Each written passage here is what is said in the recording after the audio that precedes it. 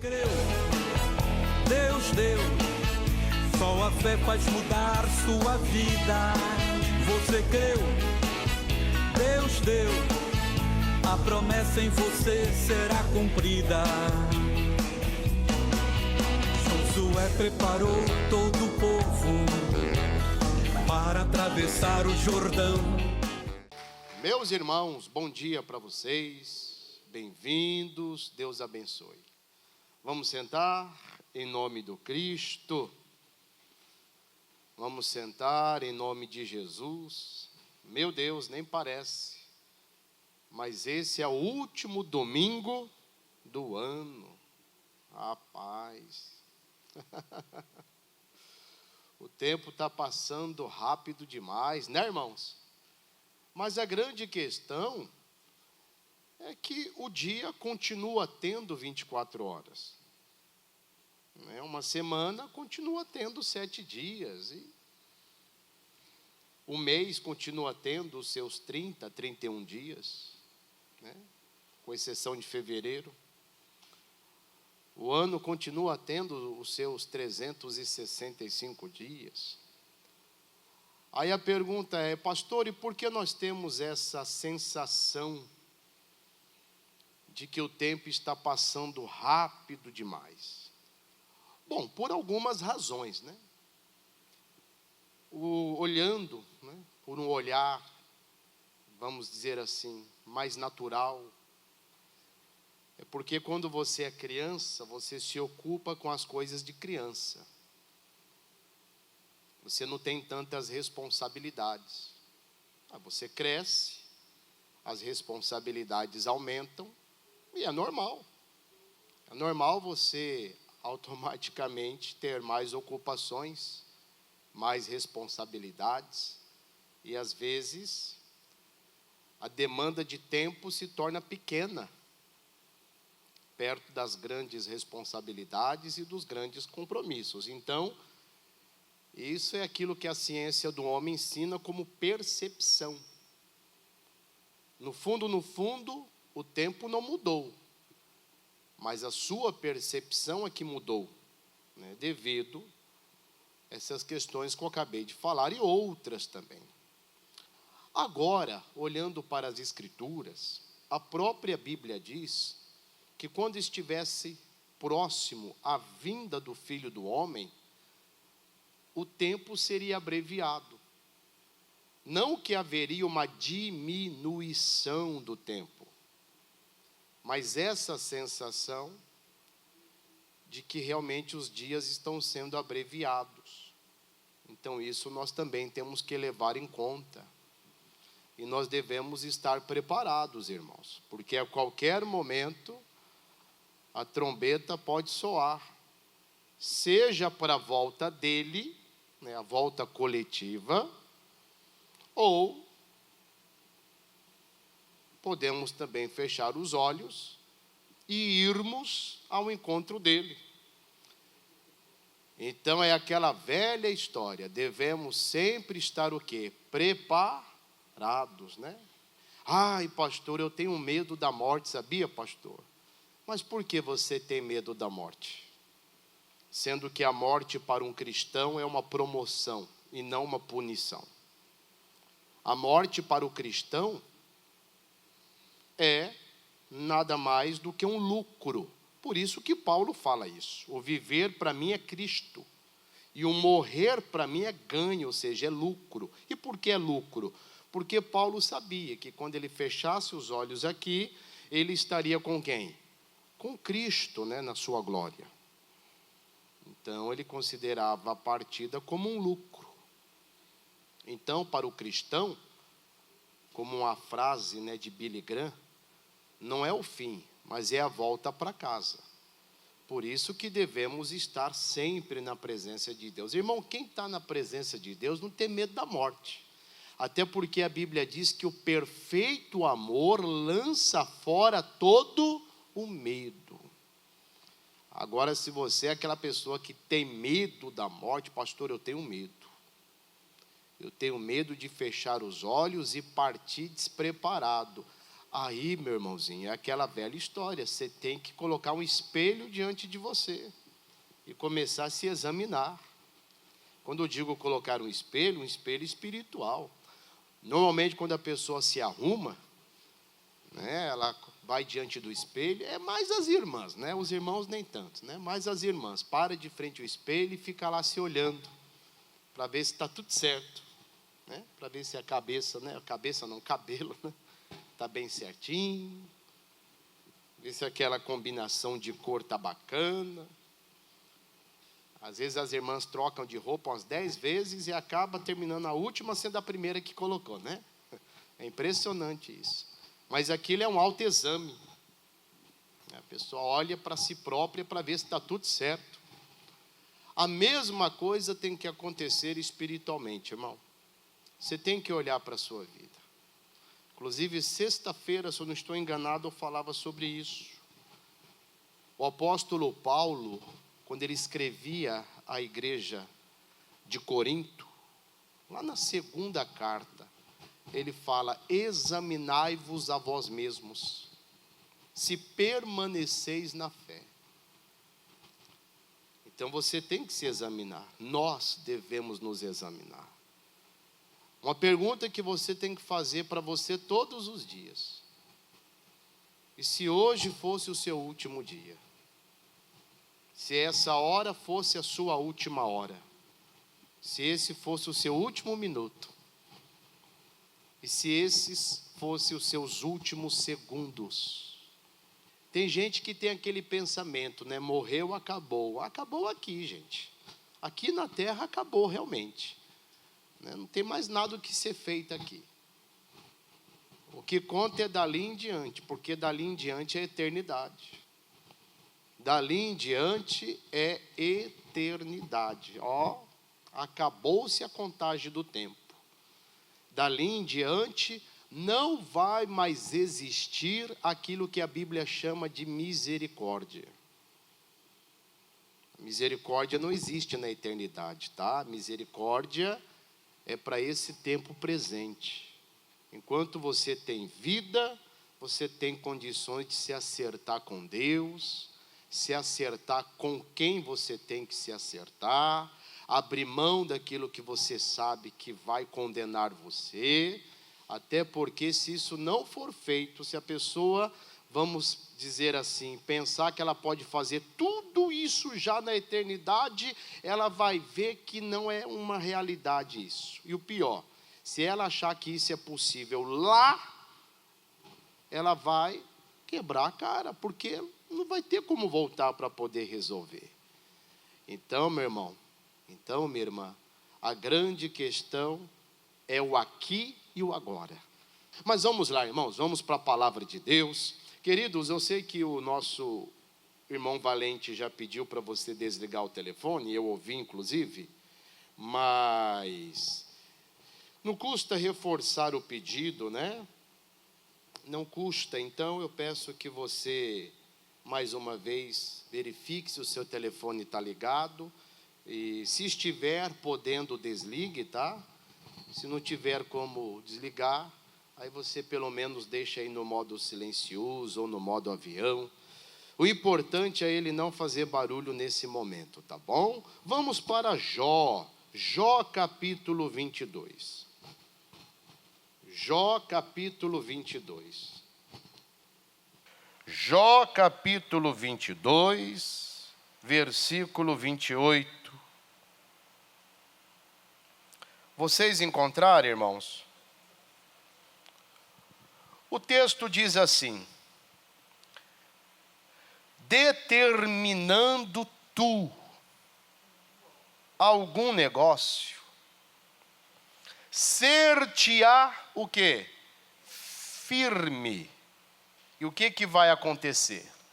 E a luz brilhará em teus caminhos. Vamos ler novamente, tá? Jó 22, 28. Está aparecendo aqui nos monitores.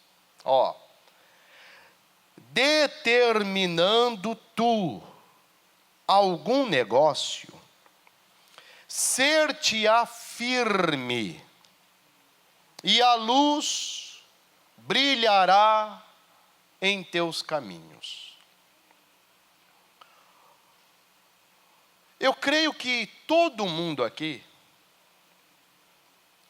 conhece a respeito da história envolvendo a vida de Jó. A Bíblia Sagrada, ela mostra que Jó era um homem reto, íntegro, um homem que temia a Deus, e um homem que ele vivia se desviando daquilo que era mal. Olha, lições preciosas, né, gente? Ele era um homem reto, ou seja, aos olhos de Deus, aos olhos da sociedade, vivia uma vida manifestando respeito a Deus,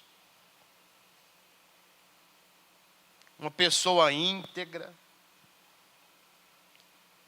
e procurava a todo momento se desviar daquilo que poderia ferir os princípios de Deus. Isso é lição para nós. Só que mesmo diante de tudo isso, nós sabemos que Satanás, o diabo, conseguiu ter acesso à vida de Jó. E ali Jó, ele perde tudo. Tudo. Jó perde os seus filhos, Jó perde os seus bens, e olha que a Bíblia diz que ele era o homem mais rico do Oriente. Mas ele simplesmente passa por uma falência. E aí o que acontece? Começa então ali algumas reflexões do porquê que aquilo aconteceu com Jó. E eu nem quero entrar no mérito, tá, do porquê que isso aconteceu com Jó. Até porque se nós formos falar sobre isso, aí eu acabo pregando outra coisa e não aquilo que o próprio Deus colocou no meu coração para poder pregar para vocês. Um outro momento, uma outra hora, nós falamos sobre isso. Ou melhor, falamos novamente, né? Porque já falamos sobre isso e não tem muito tempo.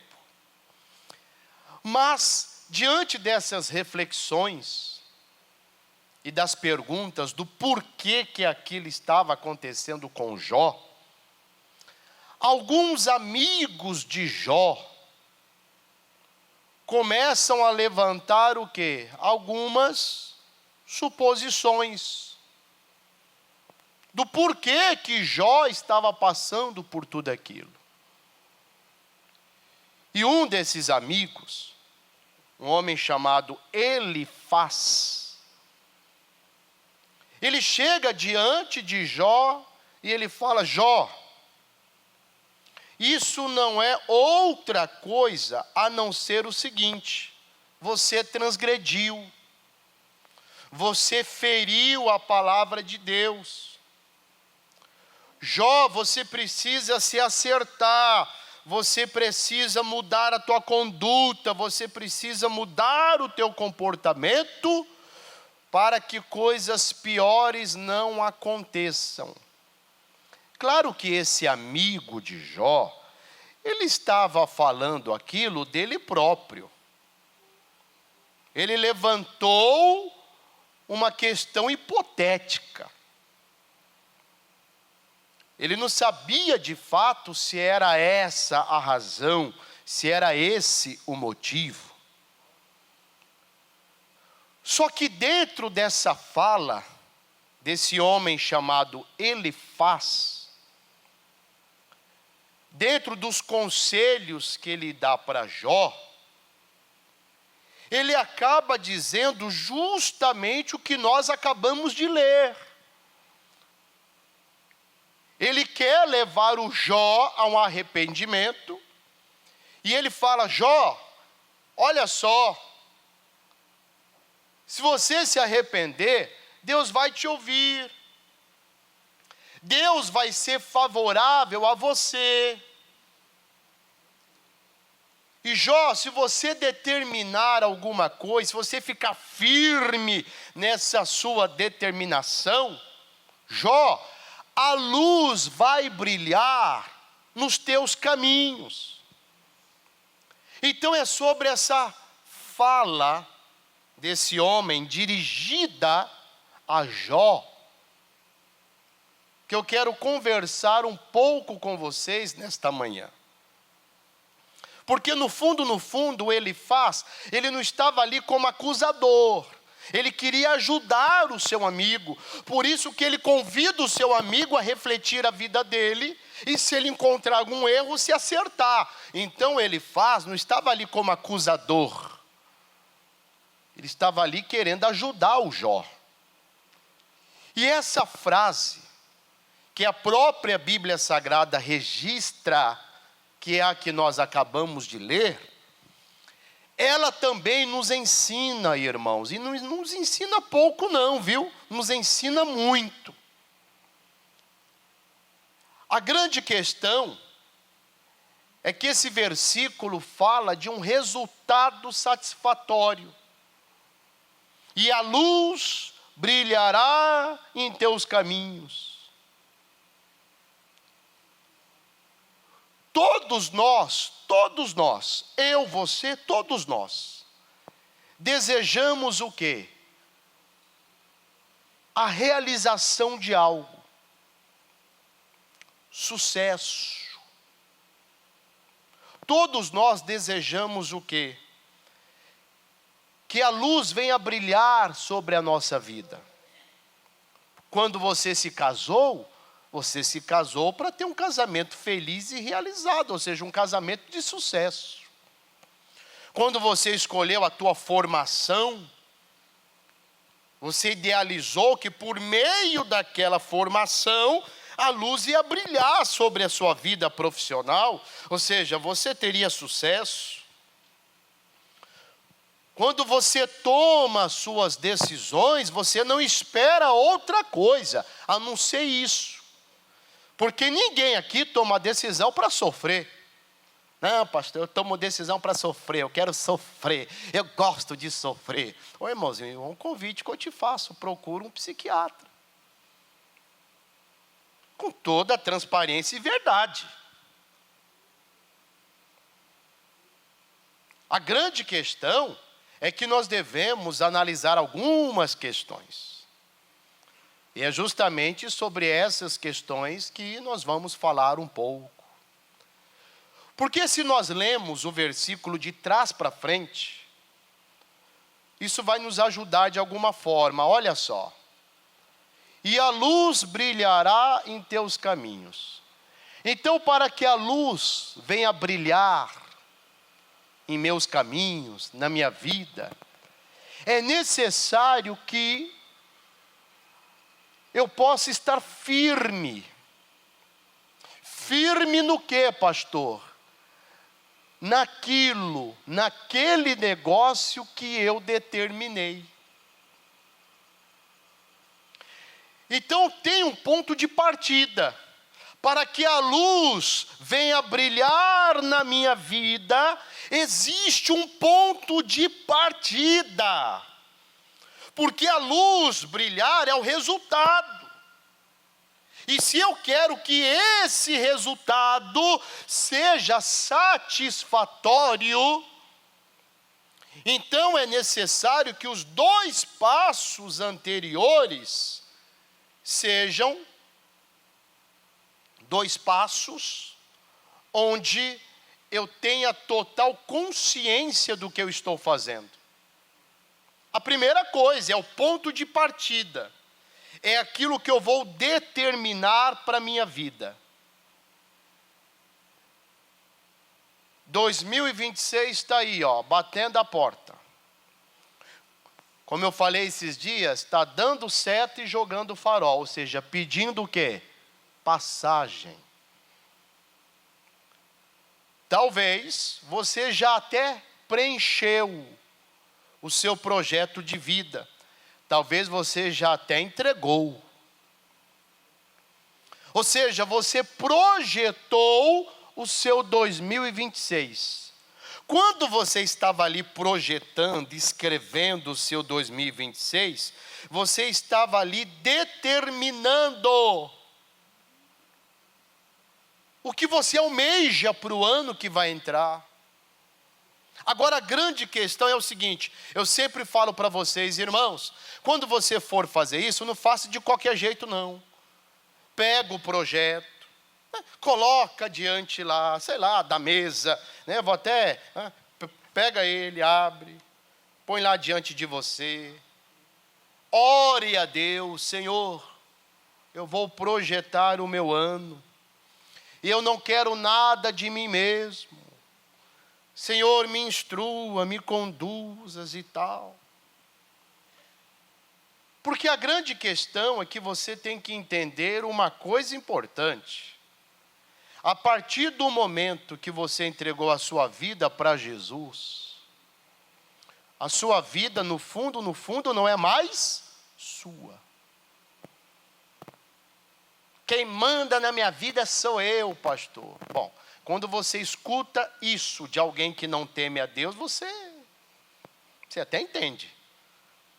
Mas a pessoa que teme a Deus, ela entende que quem manda na vida dela não é ela, é quem? É Deus. Agora é claro, Deus também dá abertura para você fazer os seus planos. Deus não é contra. Tem gente que diz assim, pastor, a minha vida assim, sabe, está nas mãos de Deus, Ele faz da minha vida o que Ele quiser. Não, tudo bem, está certo, você não está errada de falar isso. Só que existem questões que Deus também lhe deixa a sua escolha. Tem questões que Deus, Ele deixa você decidir onde você quer chegar. E é justamente nessa hora que você deve o quê? Pedir a Ele a orientação. Senhor, eu sei que eu tenho o poder da escolha. Senhor, eu sei que o Senhor me dá essa liberdade, eu sei. Mas eu não quero fazer nada partindo de mim. Então me ajuda, meu Senhor. Me abra o entendimento, me dá direcionamento. Aí é nessa hora que o próprio Deus vem, intervém e dirige você. Porque antes de você desejar que a luz venha brilhar no seu caminho, o ponto de partida, irmãos, é muito importante. E se esse ponto de partida não for dirigido por Deus, com a ajuda de Deus, pode ser que isso que você venha desejar, nunca venha brilhar. Porque no fundo foi você que quis aquilo, sem ter o que? A direção do Senhor. No livro de Samuel, vamos dar um pulinho lá. Primeiro livro de Samuel, capítulo de número 23. O primeiro livro de Samuel, capítulo 23, versículo 2. Olha o que Davi fez aqui, ó. E consultou Davi ao Senhor, dizendo: irei eu e ferirei estes filisteus? E disse o Senhor a Davi: vai, e ferirás os filisteus, e livrarás Keila. O que estava acontecendo aqui? Os filisteus haviam invadido um lugar, uma pequena cidade, por nome de Keila. E o Davi soube que os filisteus estavam invadindo aquele lugar para saquear aquelas pessoas, para poder exterminar aquelas pessoas. Davi se compadeceu daquele povo. Na mesma hora veio no coração de Davi o desejo de ajudar aquelas pessoas. Mas só que Davi teria que preparar os seus homens, ou seja, preparar o seu exército, que eram homens que lutavam com ele no seu pequeno exército, e partir para guerrear em favor daquele povo. Davi iria colocar a vida dele e a vida dos seus homens em risco por causa daquelas pessoas. Essa era a vontade de Davi, o desejo de Davi. Mas antes de Davi colocar aquilo em prática, Davi primeiro consultou a quem? A Deus. Por isso que eu estou dizendo, o ponto de partida é importante. Porque a resposta veio. Deus falou, pode ir, vai lá, guerreia. Porque você vai ferir os filisteus e você vai livrar aquele povo, você vai livrar aquela cidade da opressão dos inimigos. Então você pode ver que surgiu algo no coração de Davi e ele consultou a Deus para que Deus pudesse dirigi-lo. Hoje, infelizmente, nós vemos muitas pessoas apresentando a Deus não as suas intenções, os seus planos, o seu querer, mas às vezes vemos as pessoas apresentando a Deus os resultados catastróficos dos seus resultados, daquilo que ele ou ela está contemplando. E por quê? Porque quando tomou a decisão, quando deu início àquilo, a pessoa não se importou em pedir para Deus a direção.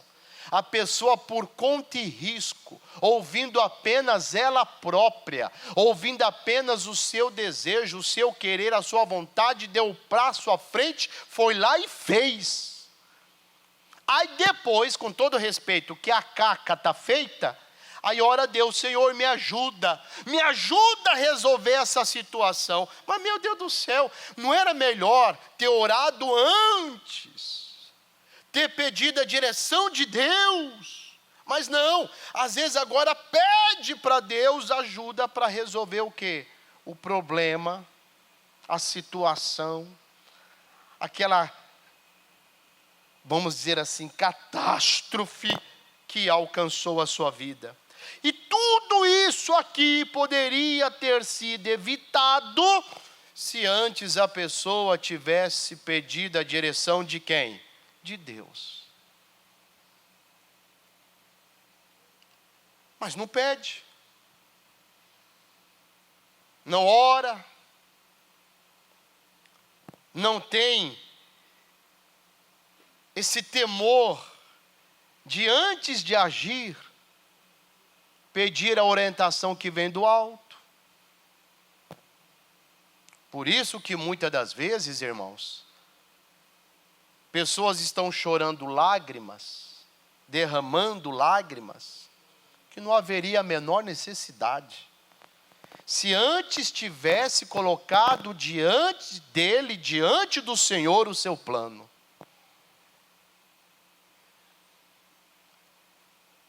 Quando você coloca diante de Deus aquilo que vem de ti, ô meu irmão, se for de Deus aquilo, se Deus estiver de acordo, Ele vai abençoar, e você vai ver que tudo aquilo lá no final vai ser estabelecido, ou seja, você vai ver a luz brilhar. No livro de Provérbios, capítulo 16, põe aqui para mim, por favor. Confia ao Senhor as tuas obras, os teus planos, aquilo que você quer. E teus pensamentos serão o quê? Estabelecidos, mas porque primeiro você confiou, ou seja, você pediu de Deus aquilo que você necessitava, que é o quê? A direção. Esse mesmo texto aqui, ó, põe na versão NVI, tem aí, Alice? Olha só, entregue ao Senhor tudo que você faz, e os seus planos serão o quê? Estabelecidos. Antes de tudo, você tem que começar, irmão, a colocar diante de Deus. Deixa eu falar uma coisa para você, principalmente para você que está solteiro. Eu sempre bato nessa tecla, irmão, é impressionante. É impressionante o quê, pastor? A gente vive falando, e tem gente que vive tropeçando nessa pedra. É aquela história, irmão, a Bíblia diz que o avisado, quando ele vê o mal, ele se esconde, ou seja, ele toma atitude. Mas o tolo não, se dá por seguro e vai adiante, e sofre a pena. Deixa eu falar uma coisa para você que é solteiro, e não importa se você tem 18 anos, tá? Se você tem 17, se você tem 20, se você tem 40, 50, 60, não importa, o que eu vou falar é regra para todos. Porque tem gente que é assim, ela acha que ela tem uma certa idade, pelo fato dela ser mais madurinha ou mais madurinha, Deus vai tolerar certas coisas. Não, Nanina, não, cuidado, hein? Deixa eu falar uma coisa para você. Se tem uma área da vida do ser humano que todo mundo almeja felicidade e muitas pessoas são frustradas, é na vida sentimental. Não é meia dúzia não, irmão. Se fosse meia dúzia ainda estava no lucro, mas não é meia dúzia não. É um pacote generoso de gente que sofre muito. Porque às vezes está inserido num casamento, num matrimônio que, olha, é choro, dor e sofrimento. Aí a pergunta é, mas por que a pessoa foi se colocar nessa união? Porque existem duas questões que você tem que analisar. A primeira, tem pessoa que quando conheceu a Jesus, começou a servir Jesus, ela veio para Jesus já casada, e isso é uma situação. Quando a pessoa vem para Jesus já casada, Jesus já sabia de tudo ali. E ali eu creio no poder de Deus que muda e transforma pessoas. Dá trabalho? Até dá, mas muda. Eu já vi casos de mulheres que vieram para a igreja, esposas no caso, buscaram a Deus pelos maridos que não eram convertidos. O camarada não só se converteu, mas se tornou até mais crente que ela. Eu já vi casos. Agora, outra coisa é a pessoa ser solteira, irmão. Já viu aquela história? A pessoa tem uma folha em branco na mão para escrever o futuro dela, e ela escreve tudo errado. A folha estava em branco. Ou seja, ela escreveu a própria história de dor e sofrimento. Irmão, porque se tem uma coisa que causa dor e sofrimento, é você compactuar a vida, coabitar com a pessoa a quem você está ali chorando dia e noite. Só que tem um porém, irmão. Casamento é coisa sagrada. Casamento é ministério. Tem gente que troca de marido, troca de esposa como se troca de roupa. De manhã, sua roupa, à noite troca, está com outra, pelo amor de Deus. Quando a gente vê esse tipo de comportamento no mundo lá fora, meu irmãozinho, no mundo lá fora é normal, gente. Lá fora, o que é normal tem que ser anormal para nós. Agora, o duro é quando vê isso acontecer no meio daqueles que se dizem ser do Senhor. Aí é onde, meu irmãozinho, aí é onde não dá para entender certas coisas. Então, presta atenção. Você é solteiro, sou solteiro. Irmão, você tem todo o direito de ser feliz. Encontrar alguém para que aquele alguém te faça feliz e você fazer aquele alguém feliz. E é vontade de Deus que você seja feliz no matrimônio? Você acha que Deus criou o matrimônio para viverem ali infelizes? Claro que não. Só que tem um porém. Está começando a gostar de alguém, irmã? Está começando a gostar de alguém, irmão? Começou a despertar sentimento? Primeira coisa, filho, ore. Ore a Deus.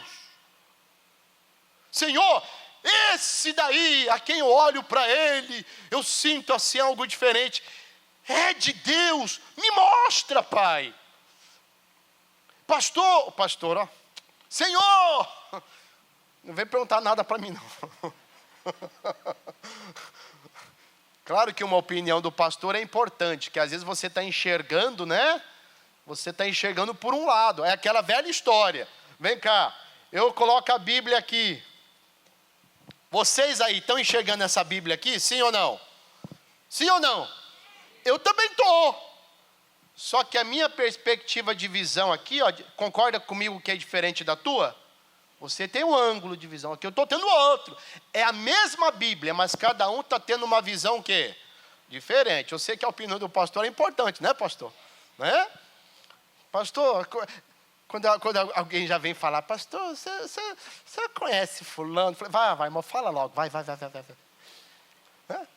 Mas às vezes, realmente, uma opinião é importante. Mas acima da opinião do pastor, em primeiro lugar, você tem que ter o quê, irmãos? A direção de Deus. Primeira coisa, essa pessoa a quem você está gostando é de Jesus? Não é para você, acabou. Não, pastor, mas é uma boa pessoa. Boa pessoa, irmão, pode ter caráter, pode ter uma vida estável, pode ter feito 3 faculdades, só não fez 4 porque acabou cimento, pode ter um bocado de qualidades, pode ser bonito, sabe? Né? Apesar que tem cada padrão de beleza aí que eu fico assim, né? Mas tudo bem, deixa para lá. Se você acha bonito, o gosto é teu. Pode ser bonito, pode ser aqui, mas peraí. Vamos falar da natureza. A Bíblia diz que o é nascido da carne é o quê? É carne. Aquele que vive na carne não agrada a Deus. A inclinação da carne é morte. Então, peraí. Pode ter, ser uma boa pessoa, pode ser bonito, uma pessoa de respeito, uma pessoa bom cidadão, bom cidadã. Mas peraí, se não teme a Deus, não é para você, irmã. Não é para você, irmão. Mas insiste. Aí vem com aquela história. Não, pastor, vou ganhar ela para Jesus. Porque fulano conseguiu. Aí quer pegar a exceção e fazer regra. Não cai nessa, não. Primeira coisa, está gostando de alguém? É normal, tá? Você é ser humano, é normal. Desde que esse alguém seja livre, desimpedido ou desimpedido, igual você, tá? Não vê? Pastor, eu estou sentindo um negócio assim, estou sentindo. O problema, pastor, é que ele já é comprometido, então não é de Deus, é demônio, é capeta. Isso mostra que você está bem na carne, né? Só de despertar sentimento por alguém que já tem compromisso, mostra que você está tão na carne quanto aquela pessoa. Então vamos colocar os pingos nos is. Primeira coisa é orar a Deus. Fala, Deus, eu estou gostando dessa pessoa, mas eu não quero dar o passo à frente e errar. Mostra para mim, Senhor. Mostra os frutos dessa pessoa. Pastor, mas ele é da igreja. Ele vem ao culto. Quem falou para você que quem vem à igreja é de Deus? Quem falou para você? Nem todos que estão em Israel são o quê? São israelitas. O próprio Senhor Jesus falou, nem todos que dizem Senhor, Senhor, herdarão o quê?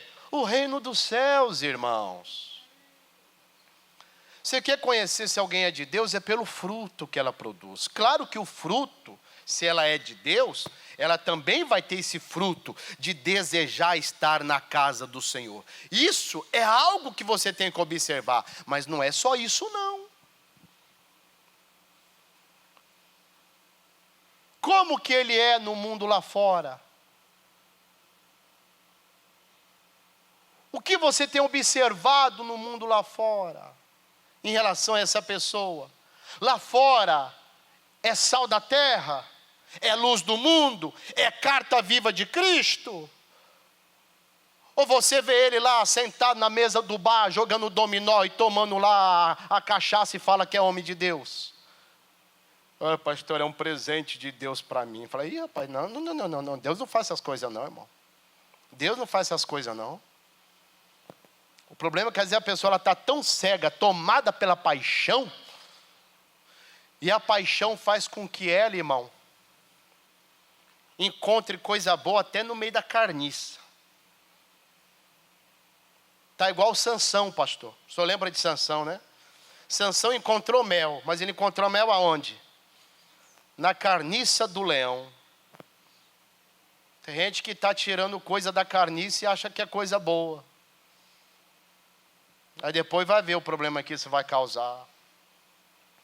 Você orou a Deus, orou. Deus está mostrando o fruto, tá? Vai colocando diante de Deus aquele sentimento. Às vezes é só uma paixãozinha. Às vezes é só uma coisinha que você olhou assim, se engraçou, achou que era e não era. Daqui a pouco passa e fala, meu Deus do céu, que besteira que eu ia fazer. Ia mesmo. Mas se for de Deus, aquele sentimento vai aumentar. Aquele sentimento vai aumentar a ponto de Deus até provocar a mesma coisa do outro lado.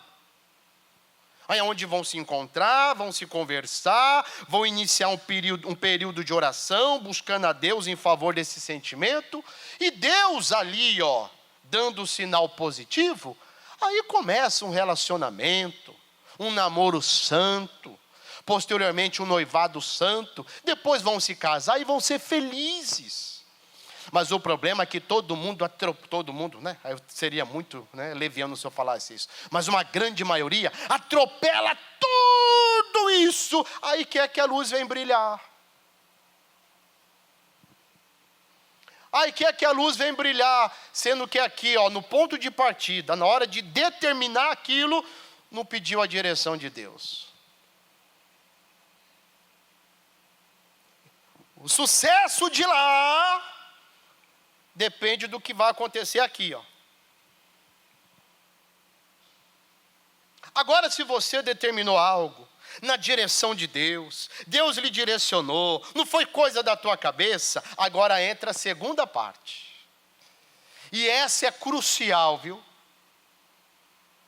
É o certear firme. Sabe o que é o certear firme? É você ser perseverante. É você aprender a esperar o tempo que vem dele, de Deus, e não o teu. A pessoa que ela é perseverante, ela anda de mãos dadas com a paciência. O que é ser paciente, biblicamente falando? É aprender a lidar com a prova do tempo. E é aí que muitos são reprovados. Por quê? Porque as pessoas querem tudo para ontem. Quer tudo para ontem. O que Deus tem para fazer na vida dela, num espaço determinado de tempo, ela quer que ocorra tudo no tempo dela. Não. Aí está errado, irmão. Aí está totalmente errado. Por isso que toda pessoa, irmão, que está com a vida dela nas mãos de Deus, ela tem que aprender a ser perseverante. Ela tem que aprender o seguinte, que tudo vai acontecer, mas não no tempo dela, no tempo de Deus. E é nessa hora que ela não tem que ficar olhando para um, olhando para outro, mas na vida do fulano aconteceu, na vida do trisano aconteceu, na vida do quadridano aconteceu. Aconteceu porque tem que acontecer na vida deles. A vida dele não é tua, a digital dele não é a tua digital. Cada um tem uma digital, ou seja, cada um tem uma vida, irmão. Mas se a sua vida está nas mãos de Deus, o que você tem que fazer? É confiar. É ser o quê? Perseverante. A pessoa que ela está com a vida dela em Deus, na palavra, ela consegue descansar, ou seja, ela consegue ter a certeza de que tudo está no caminho certo. E na hora certa, no tempo de Deus, a luz vai brilhar na vida dela. O problema é que às vezes a pessoa ela é tomada por um imediatismo gigante. Aí atropela todo o processo. E nisso que atropela todo o processo, atrapalha tudo. Ela até começou certo, né? Até começou ali na direção de Deus. Mas não teve a paciência de ser perseverante. Quando nós falamos de perseverança, essa palavra, quando eu falo ela, perseverança, ela me associa a um homem chamado Caleb. Vocês já ouviram falar? Caleb é aquele que herdou parte da terra prometida. Enquanto ele contemplou parte dos seus irmãos morrerem sem a promessa, ele foi aquele que permaneceu firme. olhando para a promessa, olhando para aquilo que Deus havia dito que seria deles. O livro de Josué conta parte dessa história. Vamos dar um pulinho rápido lá, já estou terminando. Josué capítulo 14. Josué capítulo 14. A partir do versículo 7. Josué 14, 7. O texto diz assim: da idade de 40 anos era eu. Isso aqui é uma fala de Calebe, tá? Da idade de 40 anos era eu, quando Moisés, servo do Senhor, me enviou de Cades Barneia a espiar a terra. E eu lhe trouxe resposta como sentia no meu coração. Quantos anos ele tinha quando ele foi enviado? Porque Calebe foi um dos espiões que foi espionar a terra prometida. Quantos anos ele tinha? 40. 40 anos recebeu a promessa. E olha o que ele fala na sequência. Mas meus irmãos, está falando dos outros espias, que subiram comigo, fizeram derreter o coração do povo. Eu, porém, perseverei em seguir o Senhor meu Deus. Então Moisés naquele dia jurou dizendo: certamente a terra que pisou o teu pé será tua e de teus filhos em herança perpetuamente, pois perseveraste em seguir o Senhor meu Deus. E agora, eis que o Senhor me conservou em vida, como disse, 45 anos há agora, desde que o Senhor falou esta palavra a Moisés, andando Israel ainda no deserto. E agora, eis que já hoje sou da idade de 85 anos. E olha o que ele fala no versículo 11. E ainda hoje, estou tão forte como no dia em que Moisés me enviou. Qual a minha força então era, tal é agora a minha força para a guerra, e para sair, e para o quê? Entrar. Irmãos, olha só, 40 anos, ele foi espionar a terra, e ele voltou. Ele e os demais espiões. Por causa da incredulidade da maioria, eles continuaram ali naquele deserto, mas não entraram na terra. Somente depois de 45 anos, foi que Calebe teve o prazer dele e da família dele, pisar a planta dos pés naquela terra, a chamada terra prometida. Mas o que mais chama a atenção é a capacitação que esse homem teve de perseverar. Mesmo o tempo passando, ele não tirou o quê? Os olhos da promessa.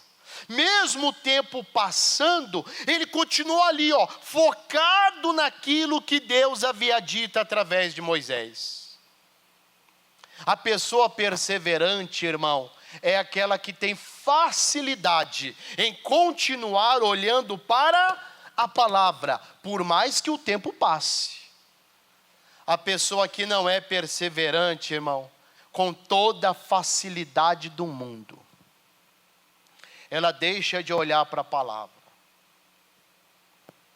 E ela começa então a olhar para outras coisas que não devia, deixando de ser ali uma pessoa perseverante, deixando de estar firme naquela promessa ou naquilo que ela determinou na direção de Deus.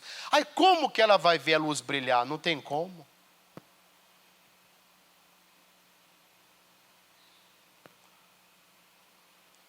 A Bíblia chega a dizer em Números capítulo 14, põe para mim, Alice, veja se é o versículo 34. Números 14, 34. Põe no 24, eu sei que o final é 4. Isso, olha aqui. Porém, meu servo Caleb, está falando do mesmo caso, tá? Porquanto nele houve o que, gente? Outro espírito. E perseverou em seguir-me. Aí ele termina dizendo: eu o levarei à terra em que entrou, e a sua semente possuirá em herança. Mas o que ia fazer ele, Caleb? E a sua semente possuir a terra? A perseverança dele. Não tirar os olhos da promessa. Houve um outro espírito em Caleb, diferente dos demais. Às vezes em você, irmão, está havendo um outro espírito, que não é o de Caleb.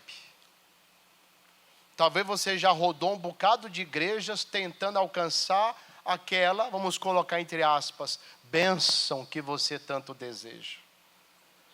Talvez você nunca parou para olhar que a bênção não está no lugar, mas com a pessoa. Deus falou para Abraão: onde você pisar a planta dos seus pés, ali te abençoarei. A bênção estava com ele. Às vezes a pessoa ela fica, sabe, rodando, e não chega em canto nenhum. Porque ela tem que entender que às vezes o problema está com ela.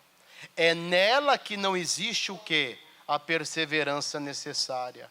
É nela que não existe aquilo que é importantíssimo para ela ver a luz brilhar no caminho dela. Então, irmãos, para terminar, lembre-se do versículo que lemos lá no início. Determinando tu algum negócio, determine, planeje na direção de Deus. Ser-te-á firme, ou seja, aqui depende exclusivamente de você. Aqui é contigo, aqui não é com Deus. Aqui é responsabilidade sua, ser-te-á firme, ou seja, ser perseverante, é com você. E o que vai acontecer? E a luz brilhará em seus caminhos. Isso daqui, o resultado final, depende desses outros 2 passos que nós acabamos de falar, acabamos aqui de estudar, em nome de Jesus. Amém, irmãos? Que Deus fale mais com vocês. Vamos ficar de pé. Você creu, Deus deu, só a fé faz mudar sua vida. Você creu, Deus deu, a promessa em você será cumprida. Josué preparou todo o povo para atravessar o Jordão.